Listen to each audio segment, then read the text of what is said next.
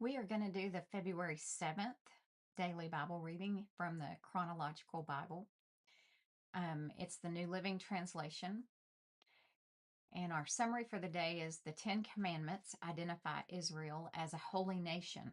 God calls Israel to be a distinct community that worships Him and treats individuals with honor. How people view God determines their treatment of others. Living in community exposes Israel to personal sin and selfishness. The rules God gives are designed to elevate a righteous standard, provide boundaries, protect the vulnerable, teach respect and responsibility for others and their property, reveal humanity's great capacity to do the most grievous things, and establish consequences for rule violators. The rules reveal that the sin that already exists in the heart. Rules cannot remove sin, they merely create safe places for personal and communal flourishing. Ultimately, the rules reveal guilt before God. An altar in the midst of God's people reminds them that the penalty of sin is death and that God covers sin through an acceptable substitute offered in faith. Substitutionary atonement is God's way. So we start out with the Ten Commandments, and we're going to begin in Exodus chapter 20, verse 1. Then God gave the people all these instructions. I am the Lord your God, who rescued you from the land of Egypt, the place of your slavery. You must not have any other God but me. You must not make for yourself an idol of any kind, or an image of anything in the heavens or on the earth or in the sea. You must not bow down to them or worship them, for I, the Lord your God, am a jealous God who will not tolerate your affection for any other gods. I lay the sins of the parents upon their children. The entire family is affected, even children in the third and fourth generations of those who reject me. But I lavish unfailing love for 1,000 generations on those who love me and obey my commands. You must not misuse the name of the Lord your God. The Lord will not let you go unpunished if you misuse his name. Remember to observe the Sabbath day by keeping it holy. You have 6 days each week for your ordinary work, but the seventh day is a Sabbath day of rest dedicated to the Lord your God.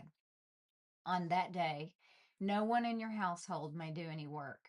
This includes you, your sons and daughters, your male and female servants, your livestock, and any foreigners living among you. For in 6 days the Lord made the heavens, the earth, the sea, and everything in them. But on the seventh day he rested.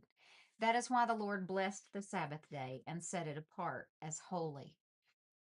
Honor your mother and father. Then you will live a long, full life in the land the Lord your God is giving you. You must not murder. You must not commit adultery. You must not steal. You must not testify falsely against your neighbor.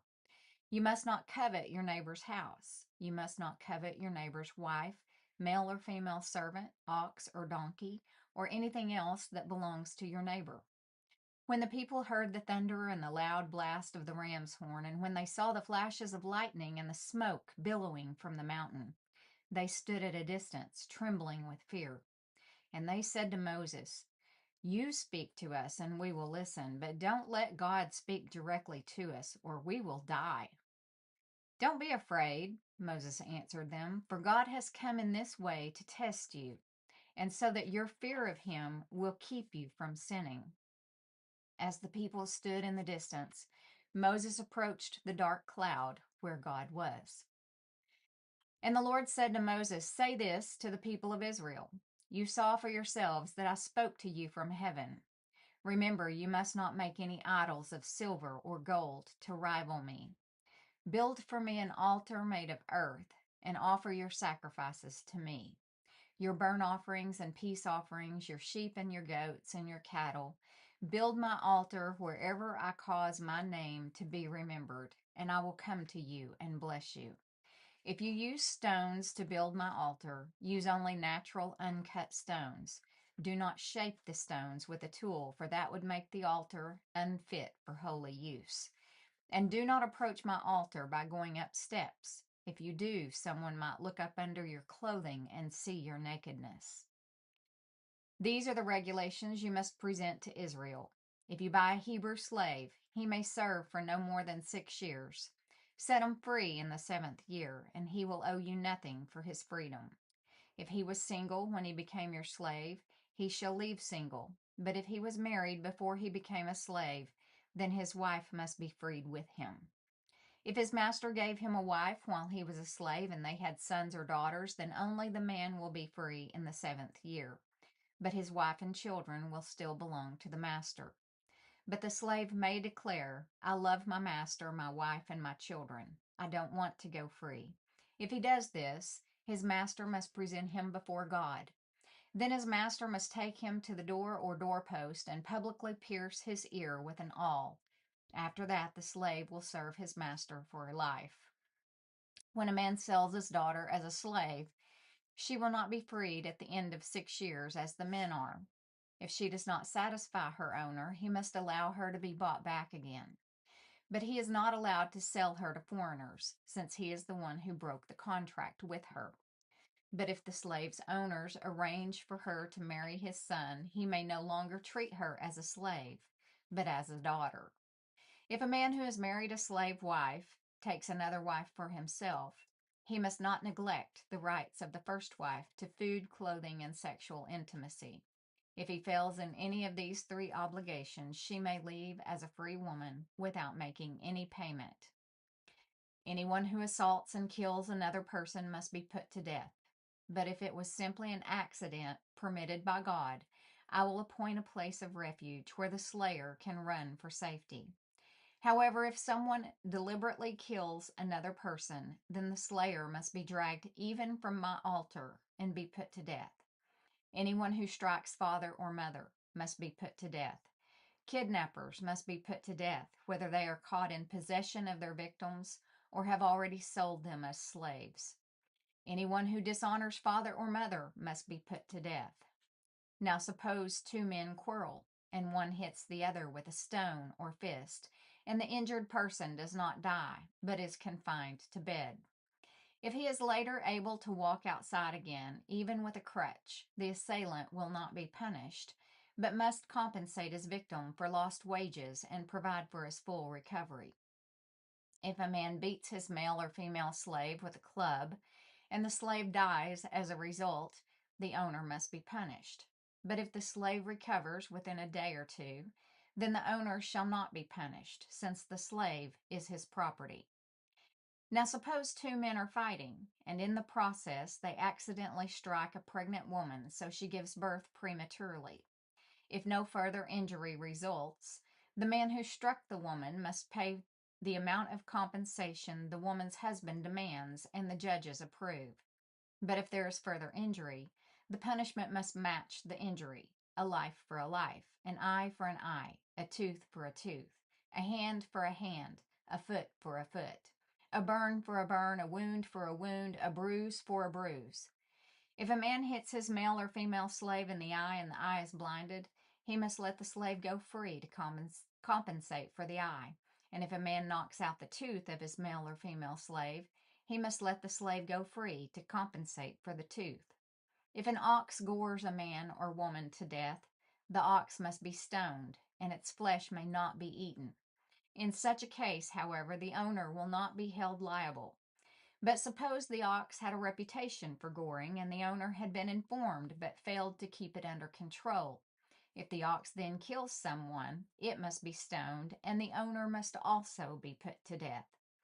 However, the dead person's relatives may accept payment to compensate for the loss of life. The owner of the ox may redeem his life by paying whatever is demanded. The same regulation applies if the ox gores a boy or a girl. But if the ox gores a slave, either male or female, the animal's owner must pay the slave's owner 30 silver coins, and the ox must be stoned. Suppose someone digs or uncovers a pit and fails to cover it, and then an ox or a donkey falls into it. The owner of the pit must pay full compensation to the owner of the animal, but then he gets to keep the dead animal. If someone's ox injures a neighbor's ox and the injured ox dies, Then the two owners must sell the live ox and divide the price equally between them. They must also divide the dead animal. But if the ox had a reputation for goring, yet its owner failed to keep it under control, he must pay full compensation, a live ox for the dead one, but he may keep the dead ox. If someone steals an ox or sheep and then kills or sells it, the thief must pay back 5 oxen for each ox stolen, and 4 sheep for each sheep stolen.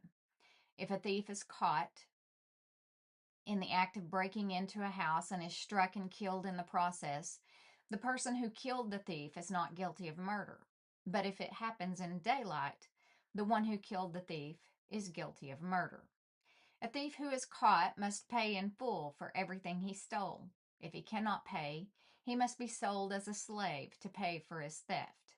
If someone steals an ox or a donkey or a sheep, and it is found in the thief's possession, then the thief must pay double the value of the stolen animal. If an animal is grazing in a field or vineyard and the owner lets it stray into someone else's field to graze, then the animal's owner must pay compensation from the best of his own grain or grapes. If you are burning thorn bushes and the fire gets out of control and spreads into another person's field, destroying the sheaves or the uncut grain or the whole crop, the one who started the fire must pay for the lost crop. Suppose someone leaves money or goods with a neighbor for safekeeping, and they are stolen from the neighbor's house. If the thief is caught, the compensation is double the value of what was stolen. But if the thief is not caught, the neighbor must appear before God, who will determine if he stole the property. Suppose there is a dispute between two people who both claim to own a particular ox, donkey, sheep, article of clothing, or any lost property. Both parties must come before God, and the person whom God declares guilty must pay double compensation to the other. Now suppose someone leaves a donkey, ox, sheep, or any other animal with a neighbor for safekeeping, but it dies or is injured or is taken away, and no one sees what happened. The neighbor must then take an oath in the presence of the Lord. If the Lord confirms that the neighbor did not steal the property, the owner must accept the verdict, and no payment will be required. But if the animal was indeed stolen, the guilty person must pay compensation to the owner. If it was torn to pieces by a wild animal, the remains of the carcass must be shown as evidence, and no compensation will be required. If someone borrows an animal from a neighbor, and it is injured or dies when the owner is absent, the person who borrowed it must pay full compensation. But if the owner was present, no compensation is required, and no compensation is required if the animal was rented, for this loss is covered by the rental fee. That concludes February 7th of the daily Bible reading.